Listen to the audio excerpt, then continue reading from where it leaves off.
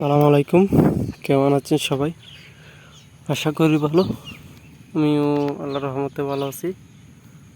আজকে কথা বলবো লাউ এবং মিষ্টি কুমড়া নিয়ে। তো আমার পরিত্যক্ত জমিনে লাউ এবং মিষ্টি কুমড়া চাষের বর্তমান অবস্থা যদি আপনাদেরকে একটু দেখাই।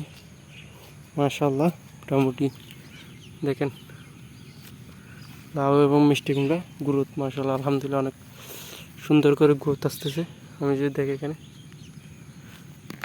এর চেয়েও অনেকগুলো বড় হয়েছে, এগুলো একটু একেবারে ছোটো। আমি যদি দেখেন মাছার সমান হয়ে গেছে লতা কয়েকটা। মিষ্টি কুমড়া একটু গ্রোথ কম, কিন্তু লাউয়ের আলহামদুলিল্লাহ ভালো একটা গ্রোথ আসতেছে। স্বাভাবিক লাউয়ের গ্রোথ একটু সবসময় বেশি থাকে। দেখেন এবার এখানে এটা যে পরিত্যক্ত একটা জমি ছিল। আপনাদের যারা এর আগে এই জমিটার ভিডিও দেখছিলেন আশা করি বলতে পারবেন কীরকম ছিল। একেবারে পরিষ্কার একটা জঙ্গল ছিল। আমি এখানে ভালো করে এই ঘাস মারার বিষ দিয়ে এবং জঙ্গলগুলো সাফ করে ফেলছি।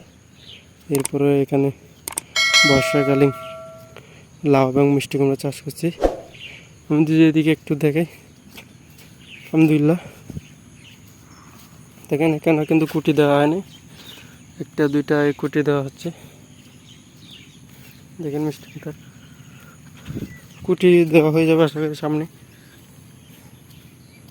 দেখেন এখানে মাছ আর সমান হয়ে যাচ্ছে। তো আপনারা চাইলে এভাবে পরিত্যক্ত জমিতে মিষ্টি কুমড়াটা অথবা লাউ যে কোনো একটা চাষ করতে পারেন।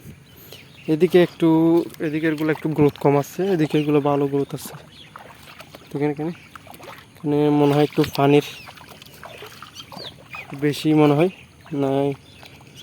দেখুন এখানে এগুলো একটু গ্রোথ কম, কিন্তু ওইদিকেরগুলো ভালো একটা গ্রোথ আসছে। যদি দেখে একটু এখানে ঘাস মারার বীজ দিয়েছিলাম, একেবারে উঁচু নিচু জমি। এখানে বর্ষা ছাড়া চাষ করা কোনোভাবে সম্ভব না, কারণ হচ্ছে এখানে পানি দেওয়ার কোনো সুযোগ সুবিধা নাই বললে চলে। দেখেন হচ্ছে